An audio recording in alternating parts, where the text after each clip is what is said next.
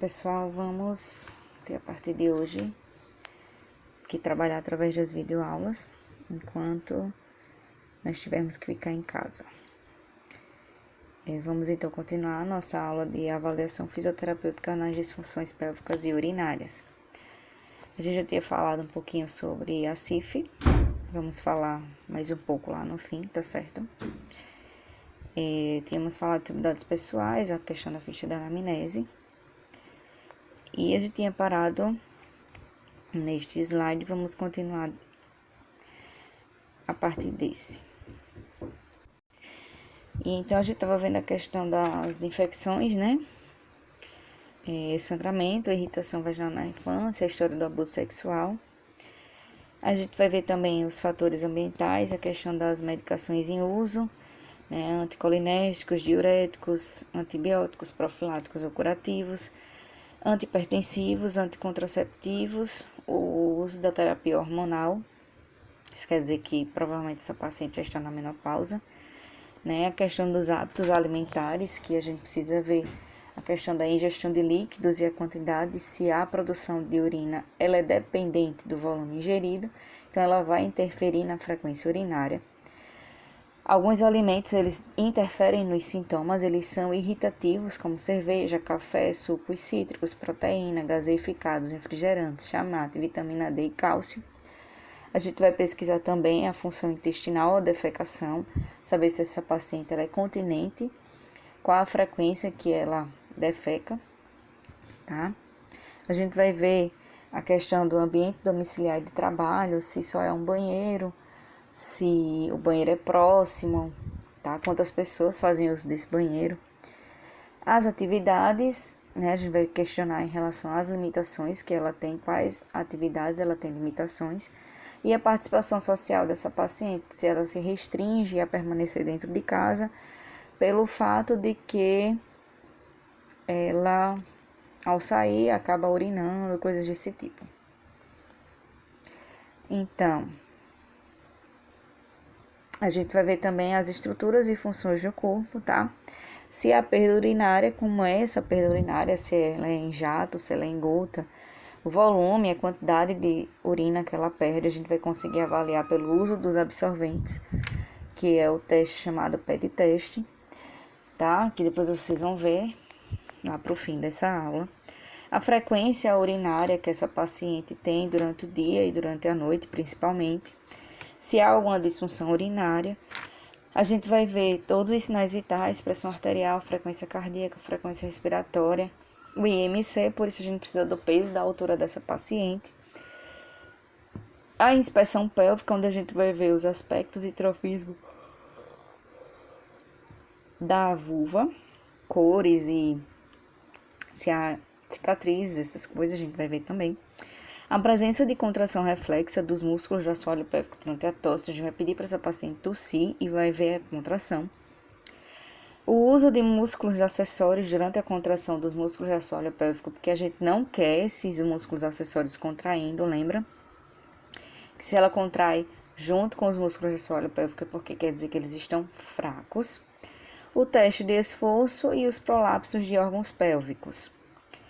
A palpação pélvica ou vaginal, a gente vai ver o reflexo clitoriano e anal, a resistência vaginal, o tônus muscular dos músculos do assoalho pélvico bilateral, pontos dolorosos, os prolapsos de órgão pélvico, então a gente vai ver a classificação e a graduação, a propriocepção, a gente vai testar também a palpação digital e a força de e para assim a gente poder ver a força de contração do assoalho pélvico. Vamos fazer também a avaliação postural e outros testes especiais, se necessário.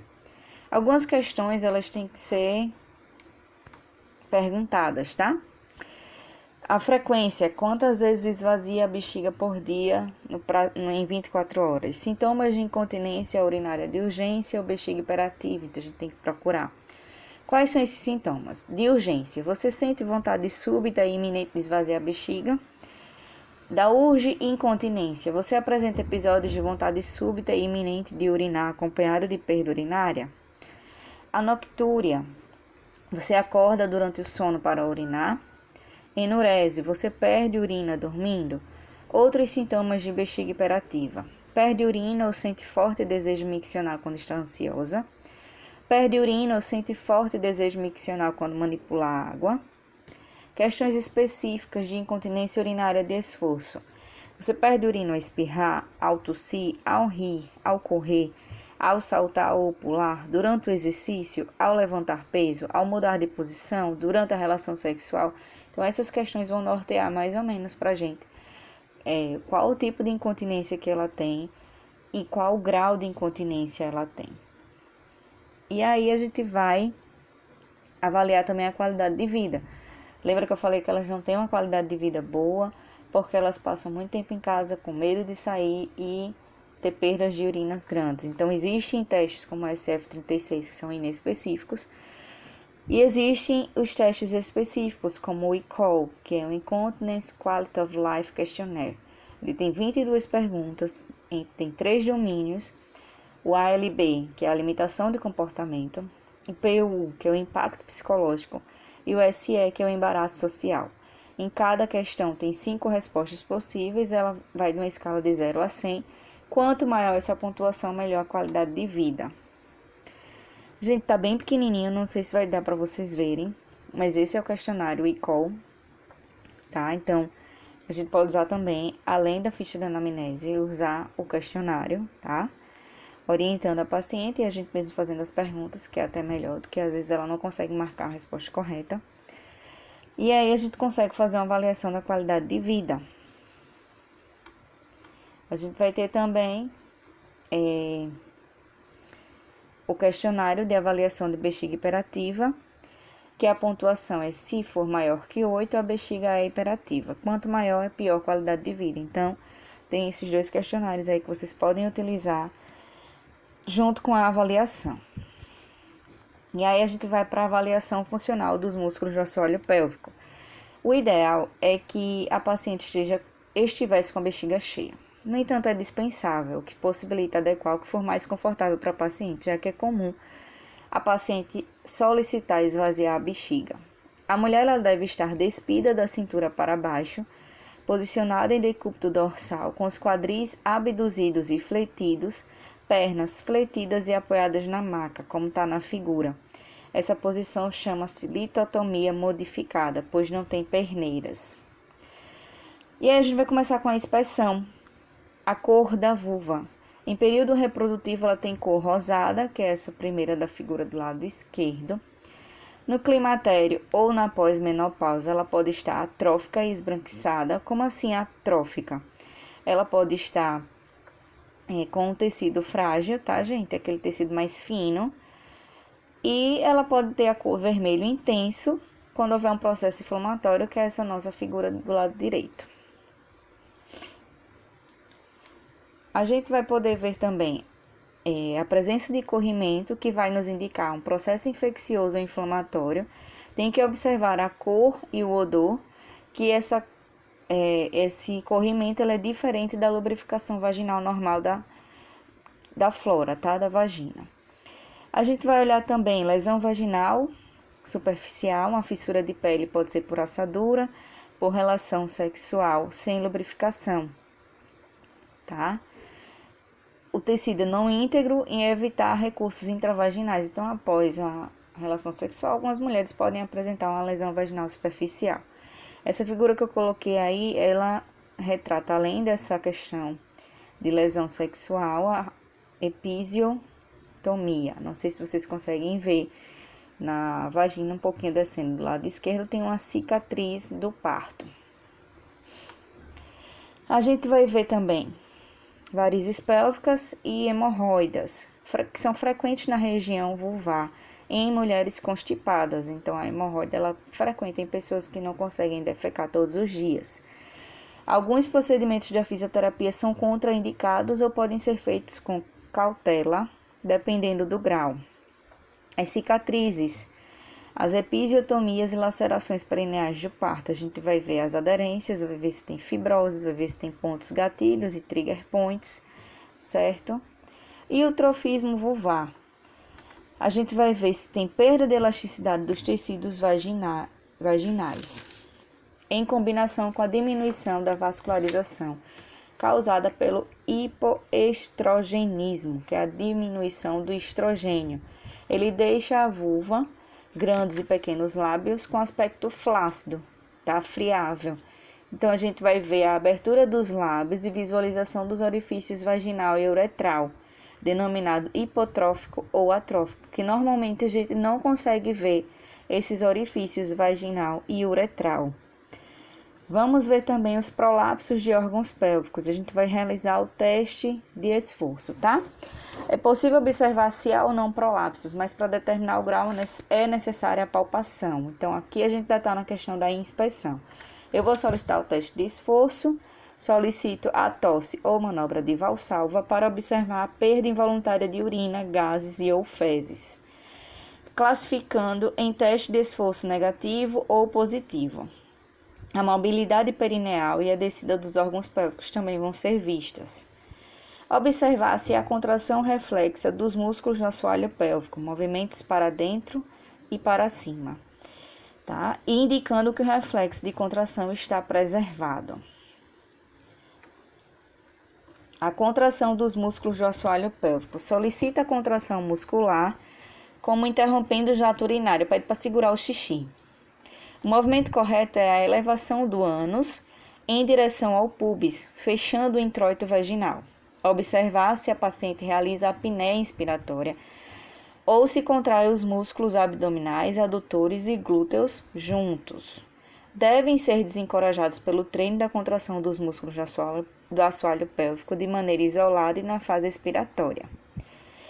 Aí a gente vai começar a palpação. A gente vai avaliar os reflexos clitorianos, púbis esponjoso, com leve toque no clitóris.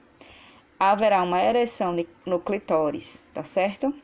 E o reflexo anal, que é o reflexo cutâneo anal. A gente vai testar com um toque no esfíncter anal externo, no sentido lateral. E haverá uma contração simétrica do esfíncter.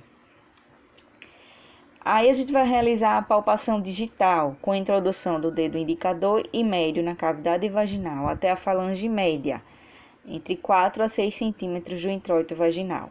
Devemos usar um lubrificante de gel à base de água. É contraindicado em mulheres virgens e com dificuldades de compreensão. E aí a gente vai realizar a palpação dos pontos do relógio vaginal. A gente vai iniciar na posição 6 horas, a gente vai imaginar um relógio na vagina e vai iniciar na posição 6 horas. E seguindo nas regiões 7, 8 e 9, como está na figura. E continua até voltar ao ponto de 6 horas. Nessa palpação, nós vamos avaliar integridade muscular, volume muscular, áreas de tensão, sensibilidade à dor. Fazer pressão para baixo nas posições 4, 6 e 8 horas e avaliar o tônus. E aí a gente vai ter uma escala, tá? Que no livro de vocês tem a escala de Heising, que ela é variada em 7 níveis, varia de mais 3 muito hipertônico a menos 3 muito hipotônico, e 0 é o tônus normal. Porém, eu trouxe essa outra escala para vocês, tá?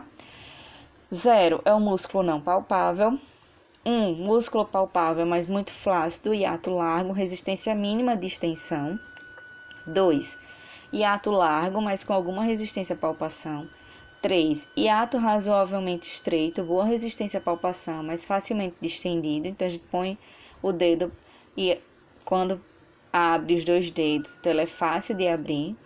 O 4, hiato é estreito, o músculo ele pode ser distendido, mas com alta resistência de tensão, não vai ter dor. E o 5, o hiato é muito estreito, sem distensão possível, lembrando madeira, então a gente não consegue abrir os dedos. Possivelmente com dor, então pode ter vaginismo. Então a gente não quer nem o 0, que é o extremo total, que não é palpável, nem o 5, que é o extremo total, que pode causar dor. E até dificuldade na relação sexual. E aí a gente vai fazer a avaliação dos prolapsos dos órgãos pélvicos. A paciente vai realizar a manobra de Valsalva e percebe qual região dos dedos recebe maior pressão. Vamos identificar um prolapso de parede anterior, se for bexiga, parede posterior, se for reto ou útero. E aí nós temos uma classificação. 0, ausência de prolapso. O ponto de maior prolapso está localizado até 1 centímetro acima do ímen.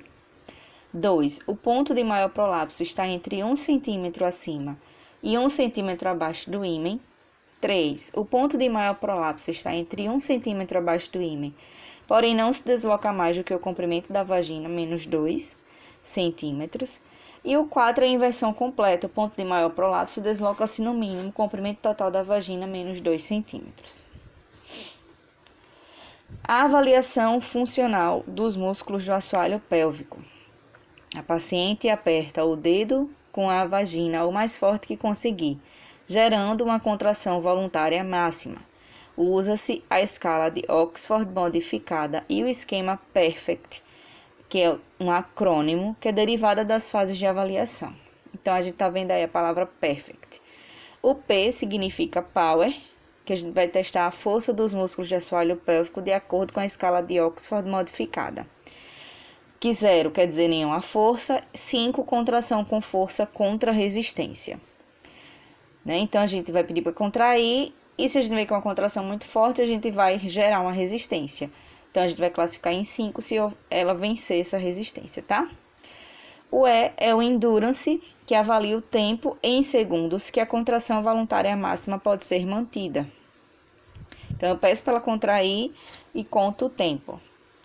R é Repetition, avalia o número de contrações que consegue realizar com a Endurance medida pelo acrônimo E. Então, eu vou repetir na contração máxima por um máximo de 10 contrações, tá? Se eu conseguir manter a minha contração Endurance durante 5 segundos, eu tenho que conseguir repetir essas 10 contrações de 5 segundos. O F é o Fast, avalia o número de contrações rápidas que consegue realizar. Então, a gente vai pedir para a paciente contrair e a gente avalia no máximo de 10 contrações. O SCT, que é Every Contraction Timed, é para a gente cronometrar todas as contrações.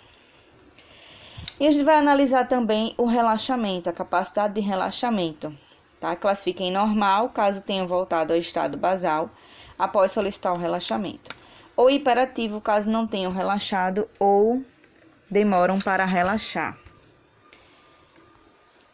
E aí a gente vai ter a escala modificada de Oxford. 0 é nenhuma resposta muscular, nenhuma contração muscular observada. 1, a gente vê um esforço, um esboço ou uma pulsação são sentidos sob o dedo do examinador. 2 é uma resposta fraca, um aumento da tensão é detectado sem nenhuma elevação observada. 3 é uma resposta moderada. Tensão muscular é reforçada e caracterizada pelo levantamento do ventre muscular e também pela elevação da parede vaginal posterior. Um grau 3 mais forte pode ser observado em um movimento de aproximação entre o períneo e o ânus. O 4 é uma resposta muscular boa. Aumento da tensão e uma boa contração estão presentes, capazes de elevar a parede vaginal posterior contra a resistência, a aplicação de pressão digital na parede vaginal posterior. E assim, com a resposta muscular forte, uma resistência forte pode ser aplicada para a elevação da parede vaginal posterior. O dedo do examinador é comprimido e tracionado para dentro da vagina, como um bebê sugando um dedo. E aí a gente vai ver também a avaliação física complementar. O abdômen, a gente vai ver a presença de cicatrizes, histórico de cirurgias, a gente vai palpar todo o abdômen, presença ou não de diástase do reto abdominal. Lembra que eu falei para vocês que eu tive uma diástase do reto abdominal de 3 dedos, tá? E tem algumas pessoas que mantêm essa diástase, eu não tenho mais. Ela é comum em quem engravidou. Precisamos ver também as massas abdominais e hérnias e realizar o teste de força muscular, que é um teste normal, tá, gente?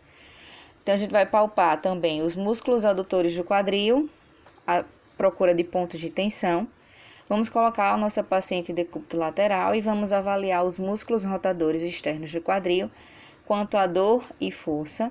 Vamos palpar também o glúteo médio e máximo, também a procura de pontos de dor e tensão. E aí a gente vai ver a avaliação fisioterapêutica em si. Vamos solicitar o teste do absorvente, que é o chamado PED teste. Ele é objetivo e útil para a quantificação de perda urinária, além de mensurar com maior exatidão o parâmetro de melhora.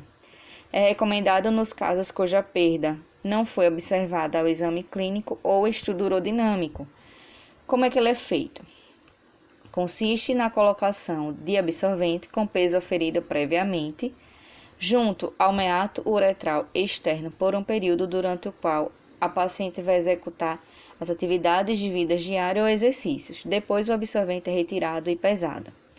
O tempo de teste ele varia entre 1 hora, 24, 48 e 72 horas. Os de longa duração eles apresentam melhores resultados. Pode ser feito em domicílio ou em ambulatório, sendo mais reprodutível em ambulatório, porém menos sensível. E aí, como é que ele vai ser realizado? Primeiro a gente vai colocar o protetor absorvente, né? Ele vai ser pesado, cada protetor vai ser pesado. A gente vai solicitar a ingesta de 500 ml de líquido sem sódio. Pede para a paciente sentar e descansar por 15 minutos. Nos 30 minutos seguintes, ela deve deambular, subir e descer um lance de escada, sentar, levantar, tossir 10 vezes, correr 1 minuto no mesmo lugar, agachar para pegar um objeto no chão 5 vezes e lavar a mão em água corrente por 1 minuto. Ao findar 1 hora, o protetor é retirado e pesado. O teste domiciliar é mais sensível, porém mais difícil de padronizar. A paciente é orientada a exercer as atividades de vida diárias, usando o protetor por 24 a 48 horas. Registra o volume de líquido ingerido e as micções. Os protetores são guardados em saco plástico e pesados ao final do período. E aí, como é que a gente considera o resultado do teste?